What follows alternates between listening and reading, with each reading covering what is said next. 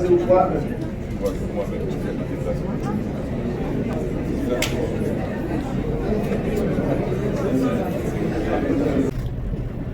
Mesdames, Messieurs du secteur privé et du monde universitaire, augustes membres de la BASOCH, Mesdames, Messieurs les professionnels de la presse, chers cadres et membres du personnel du ministère du Commerce et de l'Industrie, distingués invités, chers compatriotes, je suis à la fois heureux et honoré d'accueillir des profils aussi avisés et diversifiés qui sont venus participer à l'atelier de ce matin. Lequel atelier est dédié à la présentation de l'avant-projet de décret portant création de l'entreprise individuelle à responsabilité limitée et refonte du droit des sociétés. Il peut être tentant de questionner la pertinence ou la place de cette activité dans l'ordre des priorités nationales, vu le contexte de crise que vit notre pays actuellement. Cette crise qui n'en finit pas, mais qui finit par nous imposer son rythme et sa dictature de l'urgence. Évidemment, il y a urgence. L'urgence de nourrir, de reloger et d'accompagner des dizaines de milliers de personnes, hommes, femmes et enfants en déplacement forcé et fuyant la violence terrifiante des gangs armés. L'urgence de rétablir la sécurité. L'urgence de maintenir l'économie à flot. L'urgence d'alimenter la résilience des acteurs économiques, industriels, entrepreneurs et commerçants qui sont décapitalisés ou poussés à la faillite par les effets de cette crise. Il va sans dire que la prise en compte de l'urgence est tout à fait indispensable. Cependant, elle ne doit guère absorber toute notre énergie et neutraliser notre capacité à prendre le recul stratégique nécessaire qui nous permet de poser les problèmes de fond et d'apporter des solutions viables à la crise à moyen et long terme. Cette considération sert pratiquement de postulat à ma vision de la mission du ministère du Commerce et de l'Industrie dans cette conjoncture de crise. Mesdames et Messieurs, chers participants, depuis notre arrivée à la tête du ministère en juin 2024, cela fait un an, mois pour mois, nous avons cherché à apporter des réponses urgentes à effet durable visant à accompagner les acteurs économiques et à encourager la dynamisation et la relance de l'économie. En ce sens, plusieurs actions subventionnaires et programmes d'incitation à l'entrepreneuriat ont été lancés, notamment le programme d'appui à l'entrepreneuriat jeunesse, PAPEJ, le programme d'appui à l'entrepreneuriat féminin, PAEF, le programme intégré de développement d'entreprises, PID. Parallèlement, nous cherchons à profiter de cette période de crise et de transition politique pour opérer des réformes majeures dans le dispositif des services publics du ministère, ainsi que dans le dispositif normatif régulant l'écosystème des affaires.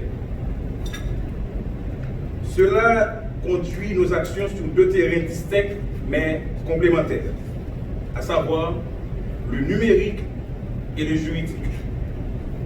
En ce qui a trait au numérique, je soulignerai rapidement que le ministère du Commerce et de l'Industrie a déjà enclenché le processus de numérisation de ses services en mettant récemment à la disposition des personnes intéressées une plateforme d'enregistrement des entreprises individuelles.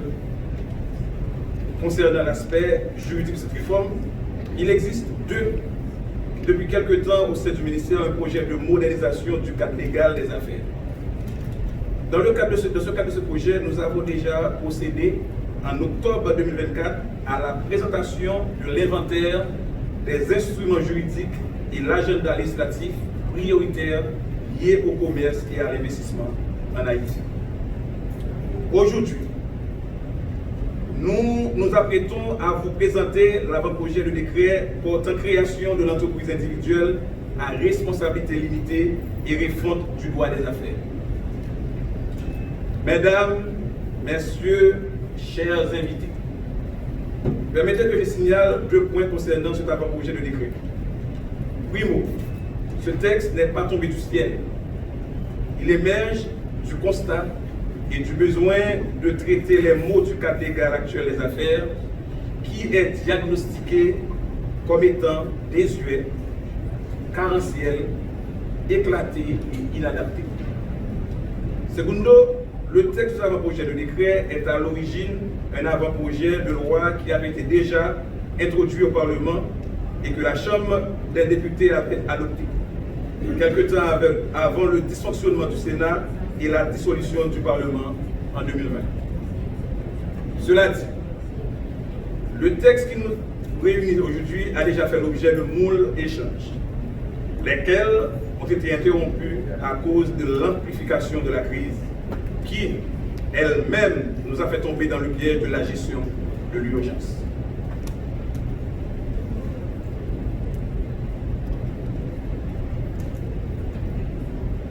Cela dit,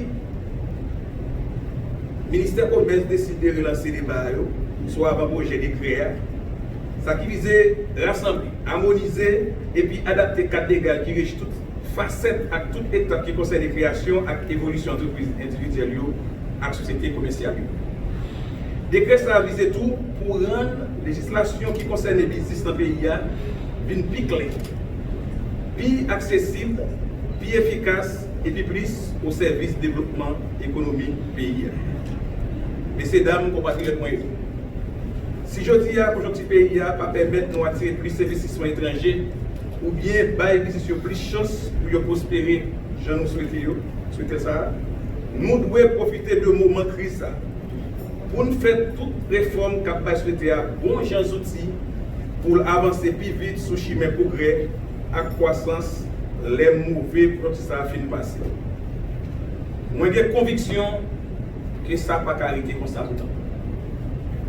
Je fini, mais bien avant, je prends un petit temps encore pour me remercier chaque grand monde qui fait déplacement pour venir participer à l'activité jeudi et permettre qu'elle réussisse. Merci à l'équipe direction affaires juridiques ministère que M. Charles a dirigé. Et puis tout notre cadre et personnel dans notre direction pour collaboration et le développement.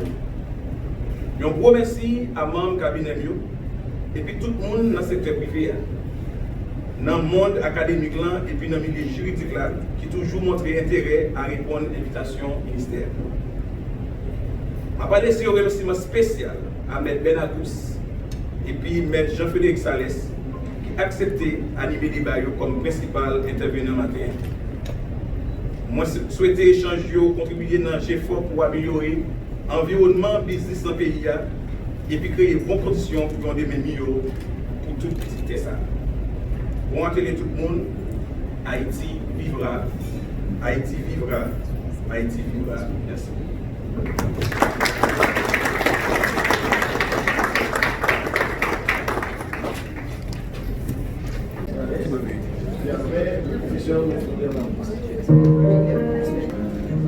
Pour participer à cette atelier.